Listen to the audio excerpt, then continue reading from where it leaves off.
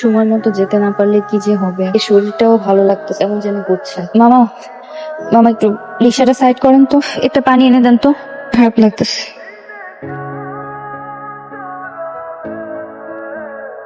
এই test time কোথায়? কিছুক্ষণের মধ্যে চলে আসবে। 10টা 10 বাজে, কিছুক্ষণের মধ্যে আসবে মানে কি? উনি কি প্রতিদিন এরকম লেট করে? ইমিডিয়েট আমার রুমে দেখা করতে বলবা। জি স্যার।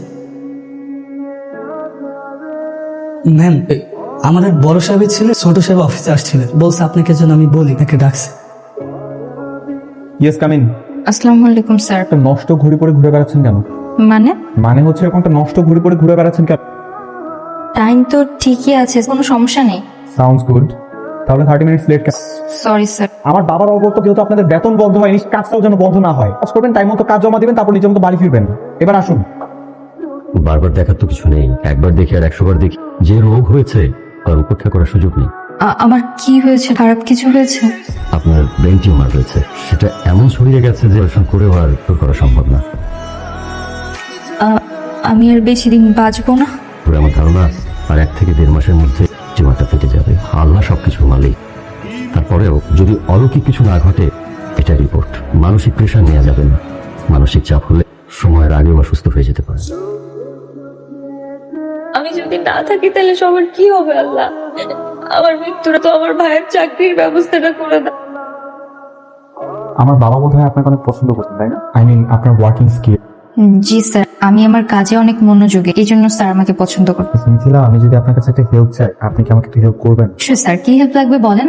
এটা অফিসিয়াল, পার্সোনাল। আমি কি করতে পারি? আপনি তো জানেন যে আমার বাবা অসুস্থ হয়ে বাসায়, আর এমন ওর একমাত্র ছেলে। উনি চাই আমি যেন খুব দ্রুত বিয়েটা করে ফেলি। উনি চলে যাওয়ার আগে আমার বউ দেখে যেতে চাই, কিন্তু আমি তো আসলে এই মুহূর্তে বিয়ে করার জন্য একেবারেই প্রিপেয়ার না। বুঝতে পেরেছি, তো আমি এখানে কি করতে পারি? অভিনয়। আমি আমার বাবার কাছে আপনাকে নিয়ে যেতে চাই, বাবাকে জানাতে চাই যে আমি আপনাকে বিয়ে করেছি। আপনি শুধু আমার বাবার সামনে আমার তো বউয়ের মতো করে অভিনয় করবেন, কিছুই না। সরি স্যার, অভিনয় করা আমার কাজ না। আমি মানুষকে ঠকাতে পছন্দ করি না। মিস মিথিলা, এই কাজটার বিনিময়ে 5 লক্ষ টাকা দিব। এটাতে অসম্মানিত বোধ করছি, তো কখনোই এই ধরনের কথা বলবেন না। শুনুন, আমাকে এই মুহূর্তে সিদ্ধান্তটা না জানিয়ে একটু ভাবুন। টাকাটা দিলে হয়তো চাকরিটা হবে, জানিস, ভালো বেতন। মানে চাকরিটা যদি হয়ে লাগলে মাসে মাসে সব শোধ করে। নিজের সংসার ছেড়ে কারি বা থাকতে ভালো লাগে। 5 লাখ টাকা যদি নিই, বোন তার শ্বশুর বাড়িতে ঠাঁই পাবে, ভাইয়ার চাকরিটাও হয়ে যাবে। কয়টা দিন বাঁচবো। ভাইয়া যদি চাকরিটা পেয়ে যায়, তাহলে আমার পরিবারটা সুখী থাকবে। আমি আপনার প্রস্তাবে রাজি, কিন্তু আমার একটা শর্ত আছে। কি শর্ত? আমার এই মুহূর্তে 5 লাখ টাকা লাগবে। সমস্যা নেই, আপনি রাজি থাকলে আমি টাকাটা না হয় এখনই সেন্ড করে দিচ্ছি। ওকে, ঠিক আছে, তাহলে আমি আপনাকে বিয়ে করার জন্য রেডি। মিথিলা, সালাম করো। থাক থাক, বলছি না। কি ব্যাপার মিথিলা, হঠাৎ তোদের বাড়িতে? হয়েছে কি? হয়েছে বল। আর তুই শেয়ার করেছিস কেন? বাবা, আমরা দুজন বিয়ে করেছি, আমার বৌমা। হ্যাঁ, বিয়ে করেছিস? আজকেই করেছি, তিনি তো। মিথিলা, বড় আদনান তোর বিয়ে করেছে? জি, আমরা একটা অন্যায় করে ফেলেছি, আমাদেরকে মাফ করে দিবেন স্যার প্লিজ। রাগ করেননি তো? অবশ্যই আমি রাগ করেছি, তা তোমার উপরে না, এই গাধাটার উপরে। এই গাধা, দাঁড়িয়ে আছিস কেন? যা ভেতরে যাবো ওকে নিয়ে। ওদি কোথায় যাচ্ছ? গাড়িতে ওঠো।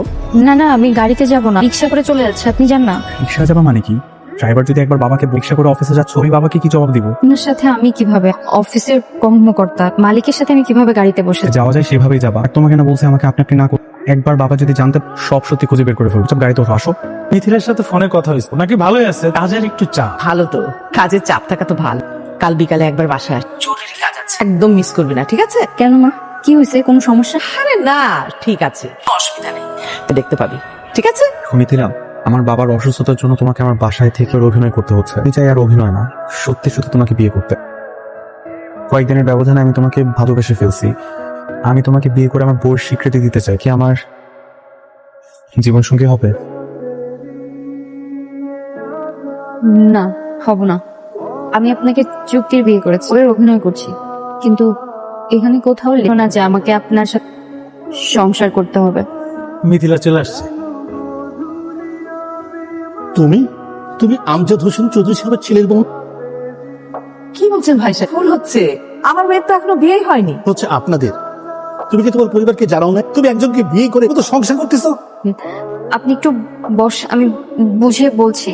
সরি ভাবি, ছেলের বউ হিসাবে বিবাহিত মেয়েকে পছন্দ করতে পারি না। আপনার মেয়ে তো নীতিমত্তা মোহরানার টাকা নিয়ে ব্যবসা করতে চাচ্ছে। মুখ সামলে কথা বলুন। সমস্যা কি? ওর জন্য এত কথা শুনতে হইলো আমাদের। করে আসিস কেন? কথা বল। অবশ্য আমি তোমাদের সবকিছু খুলে বলতে, তোমাদের কাছ থেকে এতদিন লুকিয়ে রাখা এটা আমার উচিত হয়নি। গল্প করতে খবরদার।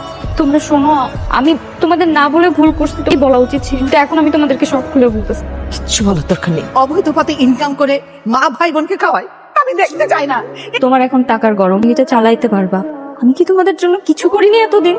তোমার জন্য করিনি, আর তোমার জন্য করিনি, আসলে কারোর জন্যই কিছু করিনি। আমি সব থেকে বড় ভুলটা করছি, তোমাদের সবার কথা চিন্তা করছি। আজকে তোমরা আমার চরিত্র নিয়ে কথা বলছো, তুমি আমার টাকাকে অবৈধ বলতেছো। মনে হয় নাই তোমার মেয়ে টাকা কোথায় পাচ্ছে, কোথায় এই টাকার উৎস খুঁজে বের করি? কেন এতদিন তো তোমার ছেলের চাকরি ছিল না।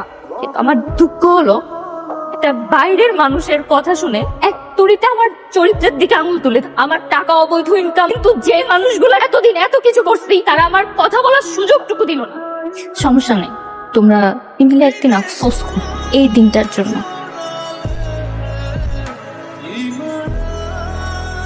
কি বলছো ডাক্তার? সত্যি সত্যি এটা করেছে? আচ্ছা, বিষয়টা আমি দেখছি। তুই কি সত্যি সত্যি এটাকে বিয়ে করেছিলি? খবরদার মিথ্যা কথা বলবি না। বল তুই কি করেছিস? আমি তোমাকে সত্যিটাই বলছি। যা এক্ষুনি বাবাকে নিয়ে আয়। যা। যাবো, আমার জন্য যাবো। এই মিথ্যা অভিনয় করতে করতে আমি সত্যি ছেলেকে এত ভালোবেসে আমি নিজেও বুঝতে পারিনি বাবা। তুই ফিরিয়ে আনবো, তুই সত্যি এবারে যোগ্য বড় সম্মান দিয়ে ওকে আমি ফিরিয়ে আনবো। আপনি এর অফিসের বস। আন্টি, আমি কি একটু আপনার আর নিখিলের সাথে ভিতরে বসে কথা বলতে পারি? আন্টি, আপনি তো সবটাই জানেন, তা ঘটেছে সেটার পেছনে সম্পূর্ণ দোষটাই আমার। বাবা অসুস্থ ছিল, খুব করে চাচ্ছিলাম আমি যেন বিয়ে করি, কিন্তু বিয়ে করার জন্য একেবারে প্রিপেয়ার ছিলাম না। তার জন্য আমি মিথিলাকে বললাম যে আমার বাসায় থেকে আমার বউয়ের অভিনয়টা করো।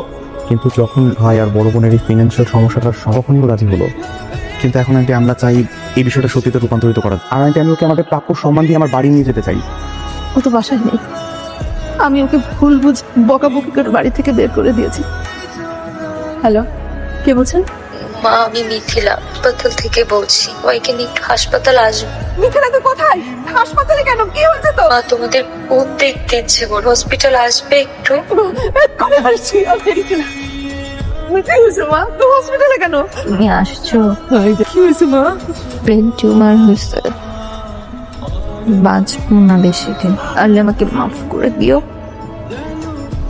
আসছেন, আপনার সাথে একটা অন্যায় করে আপনার অসুস্থতার কথাকে সত্যিটা বলি, এটা বলা উচিত ছিল। আমি আপনাকে সত্যি সত্যি ভালোবাসছি, অনেক স্বপ্ন ছিল আমার একটা সংসার হবে। আমাদের সংসারটা আমি থেকেই করছি। আমি মনে মনে আপনি আমায় তুমি তো একটাবার আমাকে বলতে পারতা, কেন বললা না? অ্যাব্রোডে নিয়ে যেতাম। অনেক অল্প সময়ের জন্য ভুলেছিল না। কি মা, খারাপ লাগতেছে?